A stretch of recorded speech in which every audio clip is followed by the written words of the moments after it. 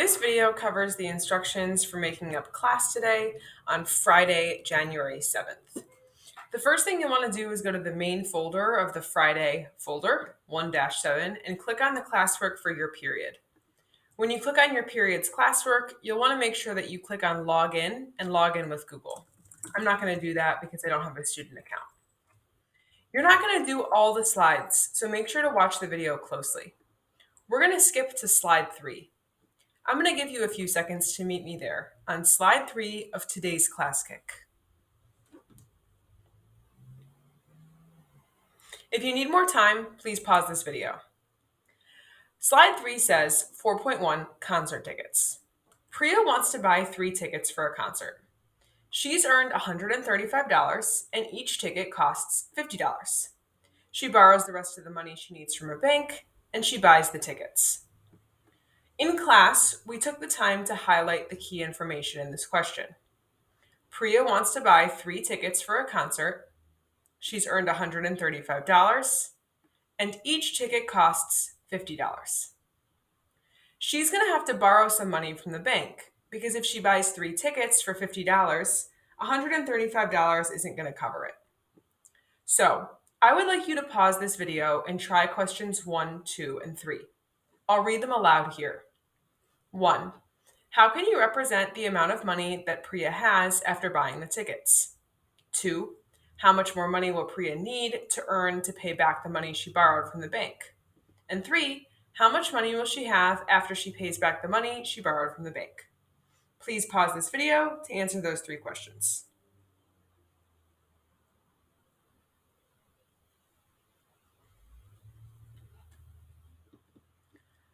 So we know that Priya starts off with $135. That's the original amount of money that she has. I'm going to go ahead and label it just so I can keep track of what's going on and in case you forget. This is her starting amount. Now, we also know that Priya spends $150.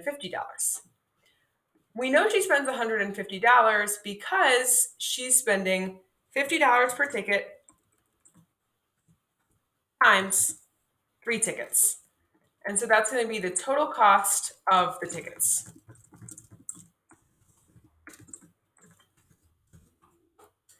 Now, if we start at 135 and we take away 150, we end up in the negatives. You can imagine this on a number line.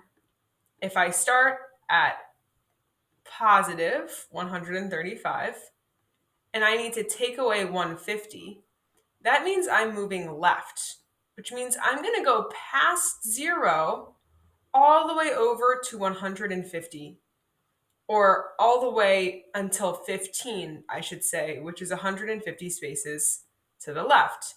And so our final answer is negative 15. That means that to answer question 2, how much money will Priya need to earn to pay back the money she borrowed from the bank, we can write $15 because she needs to pay $15, which is the difference between how much she spent and her starting amount. After she pays back the bank $15, she'll have $0 left because she was in the negatives and then she paid back 15. One important thing to know about today's lesson is that when we see negative numbers that are referring to money, this means she owes $15. You could also think of this as being $15 in debt. That's how we can think of negative money. Today's learning target is to be able to add and subtract numbers, positives and negatives, in the context of money. The next slide we're going to work on is slide 4.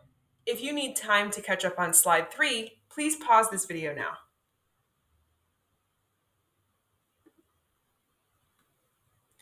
Slide 3. At the beginning of the month, Kieran had $24 in his school cafeteria account. Use a variable to represent the unknown quantity in each transaction below and write an equation to represent it. Then, represent each transaction on the number line.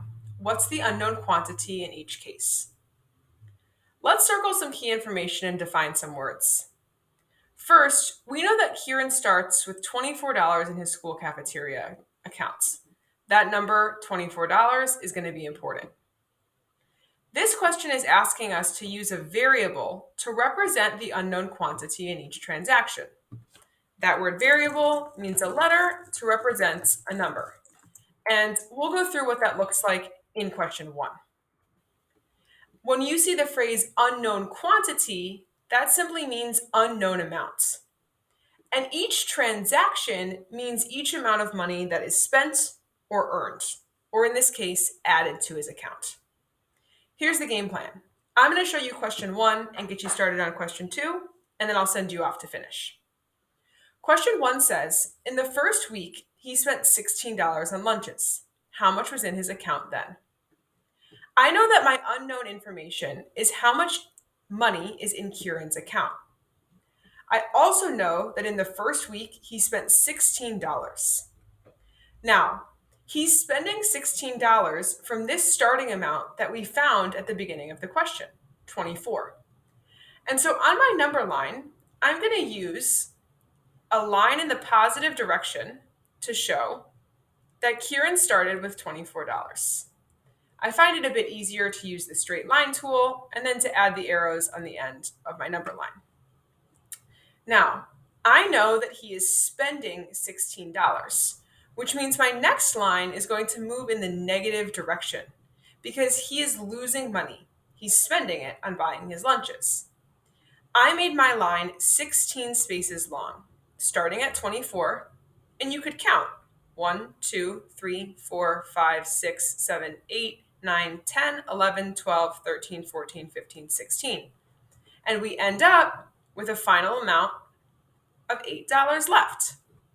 Let's write that as an equation. You can just type directly into these green boxes. I know that I'm starting with $24. Then I'm taking away 16. So I'm adding 16 in the negative direction. 24 plus negative 16 is equal to x. Remember that this question asked us to use a variable to represent the unknown amounts. And in this case, the unknown amount was how much was left in his account. Of course, we did find that amount. That's this green dot here on the 8. And that means that x is equal to $8. So after question 1, Kieran has $8 in his account. Question 2 says, then he deposited more money and his account was $28. How much did he deposit? This time, we know that his account balance becomes $28. So we know something's going to happen and his new balance is going to be equal to 28. We also know that he's starting at $8.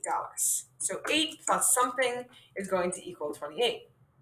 On your number line, of course, you'll want to start at positive 8. We're moving in the positive direction to demonstrate that that's where our number line begins. And then you'll need to show me what happens when he adds money to his account.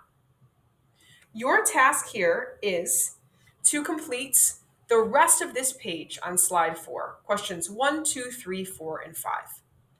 Once you've completed questions 1, 2, 3, 4, and 5, you have a few other tasks.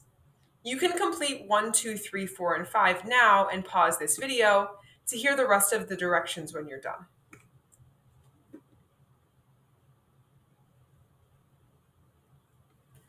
The other things you need to complete today is actually just one thing. It's the exit ticket, and it's in the main folder, 5.4 exit ticket.